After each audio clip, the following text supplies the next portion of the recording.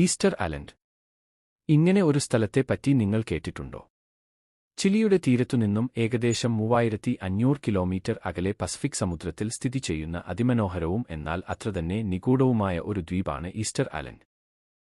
എന്താണ് ഇതിന്റെ പ്രത്യേകത? ഈ ദ്വീപിനെ ലോകപ്രശസ്തമാക്കുന്നത് അവിടെയുള്ള മോവായ് എന്ന് വിളിക്കപ്പെടുന്ന കൂറ്റൻ ശിലാപ്രതിമകളാണ്. മനുഷ്യന്റെ ആകൃതിയുള്ള ഏകദേശം 900-ഓളം പ്രതിമകൾ ഈ ദ്വീപിന്റെ വിവിധ ഭാഗങ്ങളിലായി ചിതറിക്കിടക്കുന്നു.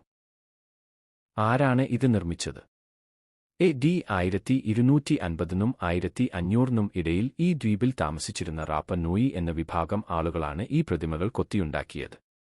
തങ്ങളുടെ പൂർവികരുടെ സ്മരണയ്ക്കായിട്ടാണ് അവർ ഇത് ചെയ്തെന്ന് വിശ്വസിക്കപ്പെടുന്നു. നിർമ്മാണത്തിലെ അത്ഭുതം.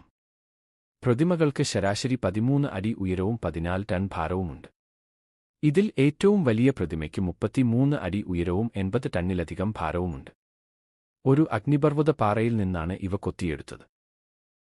ഇതിലെ നിഗൂഢത. യാതൊരുവിധ ചക്രങ്ങളോ മൃഗങ്ങളോ ഇല്ലാതിരുന്ന ആ കാലത്ത് ടൺ കണക്കിന് ഭാരമുള്ള ഈ പ്രതിമകൾ കിലോമീറ്ററുകളോളം ദൂരേക്ക് എങ്ങനെ എത്തിച്ചു എന്നത് ഇന്നും ശാസ്ത്രലോകത്തെ കുഴപ്പിക്കുന്ന ചോദ്യമാണ്. പ്രതിമകൾ നടന്നുപോയി എന്നാണ് അവിടുത്തെ പ്രാദേശിക വിശ്വാസം. ഈസ്റ്റർ ഐലൻഡ് എന്ന പേര് എങ്ങനെ വന്നു? 1722-ലെ ഒരു ഈസ്റ്റർ ഞായറാഴ്ച ദിവസമാണ് ഡച്ച് നാവികനായ ജേക്കബ് റോഗ്വീൻ ഈ ദ്വീപ് കണ്ടെത്തുന്നത്. അതുകൊണ്ടാണ് ഇതിന് ഈസ്റ്റർ ഐലൻഡ് എന്ന പേര് ലഭിച്ചത്. പ്രാദേശികമായി ഇതിനെ റാപ്പ നൂയി എന്നാണ് വിളിക്കുന്നത്. നിഗൂഢമായ ലിപി. ഈ ദ്വീപിലെ ആളുകൾക്ക് സ്വന്തമായി ഒരു ലിപി ഉണ്ടായിരുന്നു. റോങ്കോറോങ്കോ എന്നറിയപ്പെടുന്ന ഈ ലിപി വായിക്കാൻ ഇന്നും ആർക്കും സാധിച്ചിട്ടില്ല. അത് വായിക്കാൻ കഴിഞ്ഞാൽ ഒരുപക്ഷേ ഈ ദ്വീപിന്റെ എല്ലാ രഹസ്യങ്ങളും ലോകത്തിനു മുന്നിൽ വെളിപ്പെട്ടേക്കാം.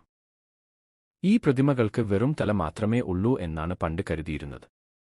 എന്നാൽ മണ്ണ് മാറ്റി പരിശോധിച്ചപ്പോൾ ഇവയ്ക്ക് വലിയ ഉടലുകൾ ഉണ്ടെന്നും അവ മണ്ണിനടിയിൽ മറഞ്ഞു കിടക്കുകയാണെന്നും കണ്ടെത്തി. ഭൂരിഭാഗം മോവായ് പ്രതിമകളും വലിയ തലയും നീണ്ട മൂക്കും നീണ്ട ചെവികളും ഉള്ളവയാണ്. ഇവയുടെ കണ്ണുകൾ പവിഴപ്പുറ്റുകളും കറുത്ത ഒബ്സിഡിയൻ കല്ലുകളും ഉപയോഗിച്ചാണ് നിർമ്മിച്ചിരുന്നത്. എന്നാൽ കാലപ്പഴക്കത്താൽ ഭൂരിഭാഗം പ്രതിമകളുടെയും കണ്ണുകൾ നഷ്ടപ്പെട്ടു. ചില പ്രതിമകളുടെ തലയിൽ ചുവന്ന നിറത്തിലുള്ള കല്ലുകൊണ്ട് ഉണ്ടാക്കിയ ഒരു തൊപ്പി പോലുള്ള ഘടന കാണാം. ഇതിനെ പുഗാവോ എന്നാണ് വിളിക്കുന്നത്. ഇത് അവരുടെ മുടിയലങ്കാരത്തെയോ കിരീടത്തെയോ സൂചിപ്പിക്കുന്നു. മിക്കവാറും എല്ലാ മോവായ് പ്രതിമകളും റാനോ രാരാഗു എന്ന അഗ്നിപർവ്വത കുന്നിൻ ചെരുവിലാണ് കൊത്തിയുണ്ടാക്കിയത്. ഇന്നും ഈ സ്ഥലത്ത് പണി പൂർത്തിയാകാത്തതും കൊത്തിക്കൊണ്ടിരിക്കുന്നതുമായ നൂറുകണക്കിന് പ്രതിമകൾ കാണാൻ സാധിക്കും. ഇത് ആ കാലത്ത് അവിടെയുണ്ടായിരുന്ന വലിയൊരു നിർമ്മാണശാലയുടെ തെളിവാണ്. നിർമ്മാണത്തിന് ശേഷം ഈ പ്രതിമകൾ ദ്വീപിന്റെ വിവിധ ഭാഗങ്ങളിലേക്ക് കൊണ്ടുപോയി അഹു എന്ന് വിളിക്കപ്പെടുന്ന കല്ലുകൊണ്ട് ഉണ്ടാക്കിയ വലിയ തറകളിൽ പ്രതിഷ്ഠിച്ചു. രസകരമായ ഒരു കാര്യം, മിക്കവാറും എല്ലാ പ്രതിമകളും കടലിന് അഭിമുഖമായല്ല, മറിച്ച് ദ്വീപിന്റെ ഉള്ളിലേക്കാണ് അഥവാ ഗ്രാമങ്ങളിലേക്ക് നോക്കി നിൽക്കുന്നത്. തങ്ങളുടെ ആളുകളെ കാത്തുരക്ഷിക്കാനാണ് അവർ ഇങ്ങനെ പ്രതിഷ്ഠിച്ചത് എന്ന് വിശ്വസിക്കപ്പെടുന്നു. ഒരു കാലത്ത് ഈ ദ്വീപിൽ വലിയൊരു സമൂഹം വസിച്ചിരുന്നു. എന്നാൽ അമിതമായ മരങ്ങൾ വെട്ടിനശിപ്പിച്ചതും ഗോത്രങ്ങൾ തമ്മിലുള്ള യുദ്ധങ്ങളും കാരണം അവരുടെ സംസ്കാരം തകർന്നുപോയി. ഈ യുദ്ധങ്ങളുടെ സമയത്ത് എതിരാളികളുടെ മോവായ് പ്രതിമകൾ അവർ മറിച്ചിട്ടു. 18 നൂറ്റാണ്ടിൽ യൂറോപ്യന്മാർ ഈ ദ്വീപിലെത്തിയപ്പോൾ ഭൂരിഭാഗം പ്രതിമകളും തറയിൽ വീണുകിടക്കുന്ന നിലയിലായിരുന്നു. ഇപ്പോൾ നമ്മൾ കാണുന്ന നിൽക്കുന്ന പ്രതിമകളെല്ലാം പിൽക്കാലത്ത് പുരാവസ്തു ഗവേഷകർ വീണ്ടും നിവർത്തി നിർത്തിയവയാണ്. ഈസ്റ്റർ ഐലൻഡ് ഇന്ന് യുനെസ്കോയുടെ ലോക പൈതൃക പട്ടികയിൽ ഉൾപ്പെട്ടിട്ടുള്ള ഒരു സ്ഥലമാണ്.